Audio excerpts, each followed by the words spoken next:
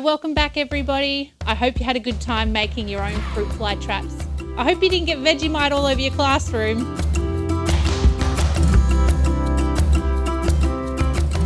Well, in this last video, we're going to be talking about what do we actually do if we find something in our monitoring traps? Or what do you do if you cut open a lemon or an apple and you see some wrigglies in there? Well, the very first thing that we need to do is to make sure that we bottle up or bag up our affected fruits. But it's also really, really important that we report it. We're lucky here in the Yarra Valley to have a regional coordinator.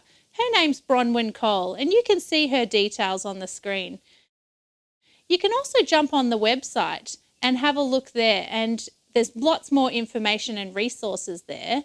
You can upload photographs or videos of things that you're worried about, and Bronwyn can talk you through and guide you as to what next best steps you can take. But there is really important things that we can do to prevent this problem altogether. Prevention's always better than a cure. And so one of the really easy things that we can do is to make sure that we're not bringing in affected fruits into the Yarra Valley. If you go and visit other parts of Australia or even northern Victoria, it's important that you don't bring those fruits home. Eat them while you're there or cook them up, but don't bring them into our backyard. It's also important that we don't put our affected fruit into the compost. As you can imagine, there's lots of things in the compost bin that the fruit fly like to eat. I've got a poster here showing you that our compost bins are the perfect environment for fruit fly to breed in. There's rotten fruit that they can lay their eggs in.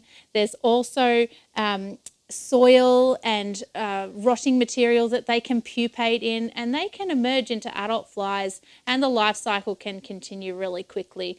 It's important that if we do find anything in our fruit, that we're bagging it up, sealing it, and putting it in our freezer. Or if you don't have space in your freezer, you can put affected fruits into a big pot and boil it, and that kills all of the larvae and all of the eggs, the ones that we couldn't even see, before you dispose of it in your rubbish. In wrapping it all up today, I just want to talk to you a little bit about how important each of us are in playing our role to help keep the Yarra Valley fruit fly free. So we've learned about prevention, we've learned about monitoring and early detection, and we've also learned about the response that we need to take if we find fruit fly. But if you and your neighbours combine, and as a community we all play our part, the effect will be much, much bigger.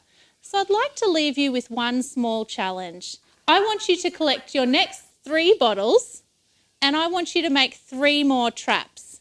1 for your home garden, 1 to give to a neighbour, and 1 to give to maybe a friend or a family member who also lives in the Yarra Valley. That will really help start conversations between your neighbours, other farmers and friends who live locally, because you guys are now the experts on Queensland fruit fly. And it's up to all of us to spread the message so that we can have a really good response in our region. Well, I hope you enjoyed today's lesson, and I look forward to seeing you hopefully in your schools again sometime in the future. Bye for now.